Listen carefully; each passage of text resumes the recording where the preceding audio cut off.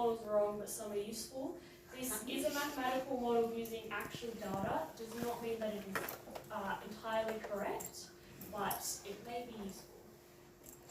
So there are three main groups of this impact. So the first one is government, obviously. So this is a tool that allows government to make policy decisions for mitigation effects. So that includes things like border closures, mask mandates, etc., etc.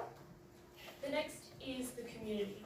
So this is a learning tool that anyone can use. This is accessible to everyone. So a lot of the COVID research at the moment is scientific papers.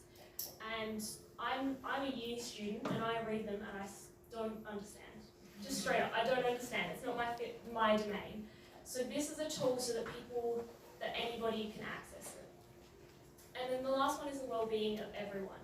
So with that government policy implementation, it allows governments to implement policies that restrict the spread, but don't impact the mental and physical well-being of people so much. I don't know about all of you, but when we were in lockdown, I hated it. Right? I hated it. I would much rather other effects than lockdown. So the viability. So we used open source data for this. So the main ones were the Our World in Data coronavirus source data, so that's daily cases, and the Oxford COVID government response tracker. So that is when the day that a policy has been implemented.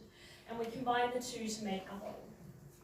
And so the model is the total cases in a day, and that's modeled as a function of the cases from yesterday and which policies are in place. And the simulation also has some additive random noise, so it reflects coronavirus a bit more realistically with that randomness. The innovation, so as I said before, this is accessible to anyone. This is just a web app that anyone can access, but it's also scientific. It's backed by data and publicly available data so that anyone could recreate this. Scalability, so this goes both ways. So at the moment, it only works for about 100 countries. So we kind of had a bit of a cookie cutter model just in the time frame, and so those were the countries that fit that cookie cutter, but with more time you can expand that and make country-specific models so it works worldwide. And then you can also go the other way and go state-specific. So at the moment for Australia, for example, it's only for Australia-wide, but you could very easily drill that down to a state level. And where next? So at the actually I think we've got this one in, but the time lag. So there's obviously a lag between when a policy is implemented and when it's reflected in the data. So that works now. Immunization, so the ability to simulate the effect of a vaccine. So you can look at how effective does our vaccine need to be such that we can dramatically reduce our mitigation policies. Obviously increased to all countries worldwide, and also to a range of diseases. So this is coronavirus specific, but with the right data you could expand this to things like the common flu.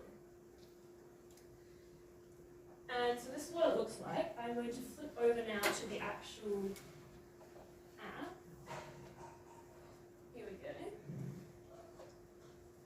So as you can see, all the countries that are available are in green. And we can head to Australia, get some statistics, and we can set how many cases that we start with. And we can change our susceptible population. So if we wanted to simulate from today, our susceptible population would be less because there are people in Australia, less than the population, because there are people within Australia who have already contracted coronavirus. So it looks like this. So we can start the simulation, just stop it after a couple of days. Oh, it's broken. Okay, this is the one that works. So the time lag doesn't work on this one, but the rest of it should. So we can start the simulation. Yep, there we go. And so we can see on the left we've got the total cases, and we've got two lines. We've got uncontrolled growth if you didn't put any mitigation policies in place, and then your actual cases for when you do put those policies in place. In the middle is your new cases, so that will get spiky over time, and then on the right you've got the proportion of your susceptible, infected and recovered population. So if we scroll down here, we'll let it go a little bit, and we'll say we're going to restrict gatherings to less than 10 people. And we can already see that that has a dramatic effect. This is without the time lag. Dramatic effect compared to the uncontrolled population. Thank you. And this is our student team, so pretty impressive, I would say. Questions? My question, excellent, was going to be, oh, so you've made this then? And so the answer is yes.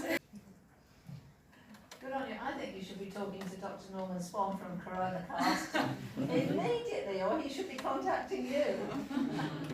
As we found, the thing is there's an absolute ocean of data on this stuff. It's really quite cool. We definitely can, that's a knob you can definitely tweak in the future. The other thing that we were really looking to implement further on is, if we go back to the map page just real quick, I'll show you, there were some quick stats on different countries. So Australia had like a population density and all these kind of things. So population density, 3 persons per square kilometre. What we've got that data as well. So what we're going to do is drill down to the level of, like, social distancing may be less effective in West Australia because our population density is way lower. But in New York, it's massively important. So we have that data, and it's basically just a question of extending the model and incorporating those bits and pieces into it, such that you can have something that's really quite potent, but also